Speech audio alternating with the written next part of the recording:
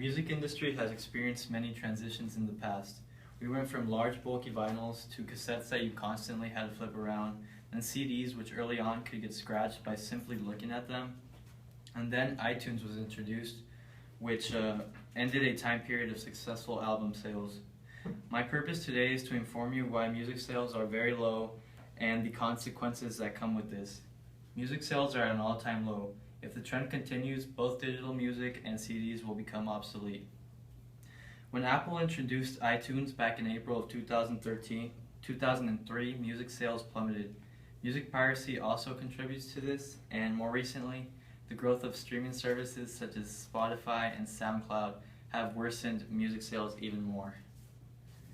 When Apple introduced iTunes in April of 2003, music sales plummeted, and it does not look like the music industry will ever be able to recover from this. Sales dropped immediately once iTunes introduced the 99-cent single option. A single is a song that is released to the public before the actual release of the album. Originally, these singles were strictly for promotional purposes of the album, but iTunes allows users to buy those singles without actually purchasing the album. For example, everyone has heard the song Suit and Tie, but not everyone has heard the actual 2020 Experience. Since these singles sold for 99 cents as opposed to $12, the music industry was never able to recover from this revenue loss. Not only were music sales hurt when iTunes introduced the option of buying the single, but the quality of the music was hurt as well. Since artists began making most of their money from singles, many artists stopped creating memorable albums and focused more on getting that one-hit single. Eventually, artists started using what they noticed worked for them in the past and what they noticed was working for other artists. Creating music became more formulaic than artistic. That is why a lot of what we hear on the radio today sounds the same. For example, this past summer, DJ Mustard had 6 hits on the Billboard Top 100, and other hits that were higher than his on the charts actually were taken right out of his toolbox. Iggy Azalea's Fancy uses the same bouncing electro bass, same 808 kicks, snaps, and claps that DJ Mustard tends to use on his own beats, and this is from the Washington Post.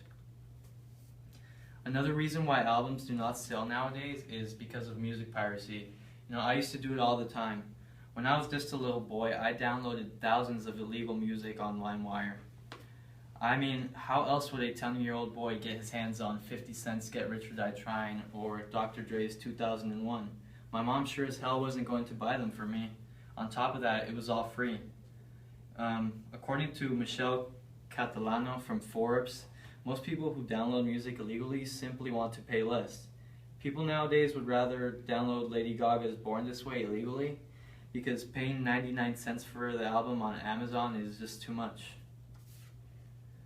Alright, the two major studies that regard music piracy conflict on how much piracy affects the industry. One study conducted by the European Commission suggests that music piracy actually helps boost sales because people can listen to the music before deciding to buy an album. Another study conducted by Ofcom suggested that people claim that they would purchase music if it were cheaper and illegal music were not available. According to the New York Times, in 2010, the International Federation of Phonographic Industry called for a crackdown on digital piracy, blaming it for a global decline of music sales from 2004 to 2009. The growth of streaming services such as Spotify and SoundCloud have also worsened music sales even more. These streaming services are essentially downloads, but they do not allow the users to retain the data. And this is from the New York Times. From 2013 to 2014, users of streaming services have increased by a massive 42%. Music sales have it's not a coincidence that music sales have actually decreased within those 2 years.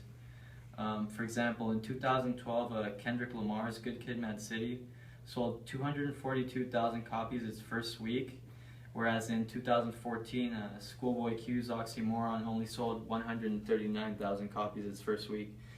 Both albums were highly anticipated, both artists are from the same record label, they're both from the West Coast, and they have essentially the same fan base, so they were expected to put up the same numbers. Alright, when an album goes platinum, that means an album has sold 1 million copies. In 2013, every album on the top 10 list went platinum, whereas in 2014, only Taylor Swift's 1989 has gone platinum. Music has not changed drastically in the past year, therefore the quality of the music is not the cause for the decline in sales. Right. Music sales are drastically low, and if the trend continues, both digital music and CDs will become obsolete. When Apple first introduced the iTunes and the option of buying the single, music sales plummeted. Music piracy is also to blame for the low sales, and more recently the rise of streaming services such as Spotify and SoundCloud have worsened these sales even more. In conclusion, I hope you all have become more aware of the situation that is occurring within the music industry. We all claim to love music, and how we choose to gain access to that music has a huge effect on the industry. And it's my speech.